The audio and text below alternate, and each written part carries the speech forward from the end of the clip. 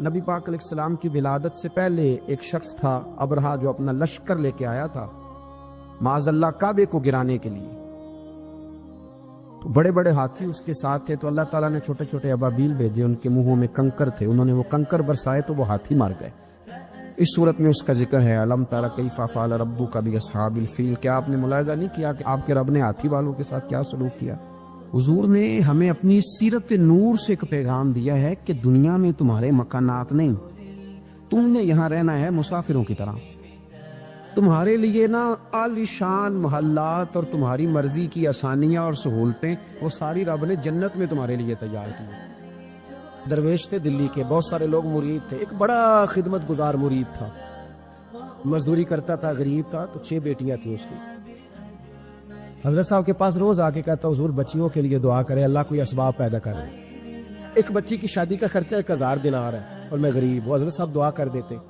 خانقاہ شریف کے تھوڑے ہی فاصلے پر حضرت جہاں بیٹھ کے مریدوں کی تربیت کرتے تھے، اس سے تھوڑا ہی فاصلے پر نا ایک عیسائی رہتا تھا، بڑا مالدار تھا، بڑی سارے اونٹ، گائیں، بھیڑ، بکریاں رکھی ہوئی تھی، اور حضرت شرف الدین رحمۃ اللہ علیہ کی بڑی مخالفت کرتا تھا.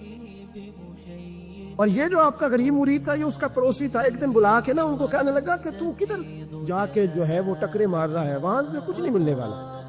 وہ تجھے کیا دیں گے جن کی خانقاہ خود چندے پہ چلتی ہے، مدرسہ چندے پہ چلتا ہے، مسجد چندے پہ چلتی ہے، تیری بیٹی کا معاملہ کہاں حل ہوگا؟ تو اس درویش نے کہا کہ تو میرے پیر کو نہیں جانتا، تو اجے میرا محبوب نہیں دکھا، تو پتہ نہیں نا، تو اس رستے کا مسافر نہیں، تو نہیں جانتا. ان کا بس چلے نا تو وہ ہر قیمت میں میری بیٹیوں کی شادی کرا دے. اب وہ عیسائی تھا، کہنے لگا اچھا چلو ٹھیک ہے، اگر اتنی بات ہے نا تو جاؤ ان سے جا کے کہہ دو کہ 6 سال کے لیے میرے ساتھ معاہدہ کر لیں، تو میرے جانوروں کو چارہ ڈال دیا کرے، 6 سال ڈیوٹی کرے، میں 6000 دینار دے دیتا ہوں. وہ میرے ساتھ 6 سال میرے جانوروں کو چارہ ڈالے رکھتے ہیں نا، اب چارہ ڈالنے کے لیے ایڈوانس پیسے دے کے. اب تو لوگ انہیں بھی غلام ہی بنا لیتے ہیں، بڑی تھوڑی تنخواہ دیتے ہیں، ظلم کرتے ہیں، پورا معاوضہ نہیں دیتے. حضرت شیخ شرف الدین کے بارے میں وہ کہنے لگا جب اپنے پیر سے جا کے کہا کہ میرے جانوروں کو 6 سال چارہ ڈالے، میں 6000 دے دیتا ہوں، تو جو کہتا ہے ہر قیمت پہ جانے کو تیار ہے. اس نے جب یہ بات کی تو مرید نے ناراض ہو گیا، وہ لڑائی ہو گئی، گریبان پکڑ لیا، جھگڑا ہوا، بات بڑی دور گئی. اس طرح کی بات کرتا میرے حضرت کے بارے میں، میرے جیسے کہیں میں وہاں کام پہ رکھا دوں. جب وہ بڑی بحث ہوئی، بات محلے میں، علاقے میں پھیل گئی، دنیا نے سن لی، تو شیخ شرف الدین تک بھی پہنچ گئی. اس طرح جھگڑا ہوا ہے. لوگ سو گئے عشاء کی نماز کے بعد.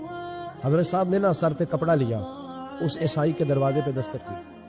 وہ باہر آیا، فرمانے لگے لوگ تو سوچ سمجھ کے ملازم رکھتے ہیں، تو نے بھی تو سوچ ہی لیا ہوگا، تبھی تو مجھے آفر کی ہے.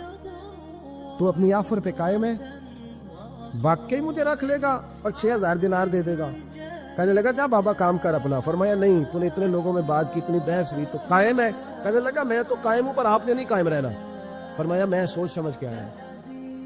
اس نے کہا آپ ڈیوٹی کریں کہ بھینسوں کو چارہ ڈالیں گے؟ فرمایا ایک شرط، بس جب اذان ہو جائے نا تو مجھے رب کی نماز پڑھنے کی اجازت دے دینا، باقی صبح شام جو تو کہے گا. اگر اس غریب کی بیٹیاں بیائی جائیں تو مجھے اور کیا چاہیے؟ اس کی 6 بیٹیوں کا بوجھ ہے اس کے سر پہ، تو مجھے رکھ لے. اللہ اکبر.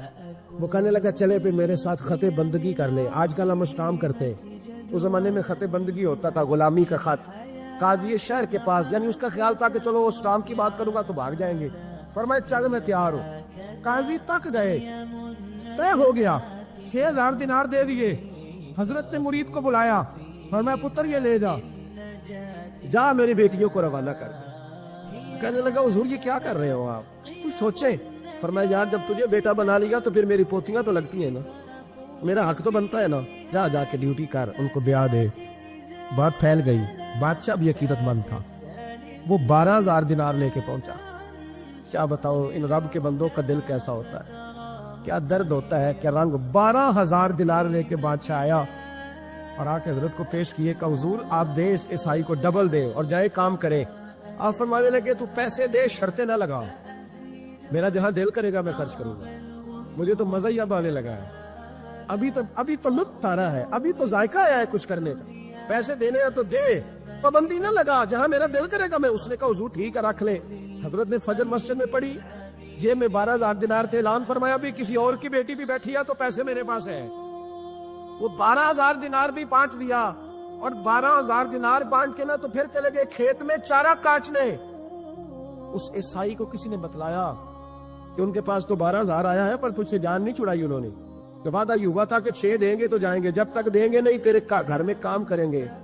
وہ نہ چارہ کاٹ رہے تھے, حضرت صاحب تو وہاں پہنچ گیا, دور جا کے کھڑا ہو گیا, کہنے لگا بابا پہلے تو میں نے مسلمانوں کے اخلاق سنے تھے, اب تو میں نے دیکھ بھی لیے, پر یہ بتا جب 12,000 آیا تھا تو جان کیوں نہیں چھڑائی؟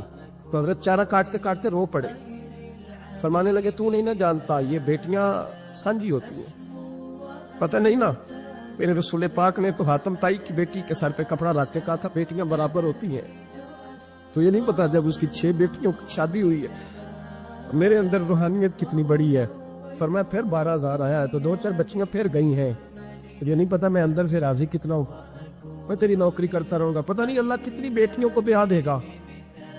اتنا رویا وہ عیسائی کے پیروں میں بیٹھ گیا, کہنے لگا بابا میں نے تیری مخالفت کی ہے پر تیرے قریب آ کے پتہ چلا ہے تو بہت اونچے اخلاق کا مالک ہے, اور اگر تیرا یہ مقام ہے تو تجھے اخلاق سکھانے والے محمد عربی کی شان کتنی ہوگی.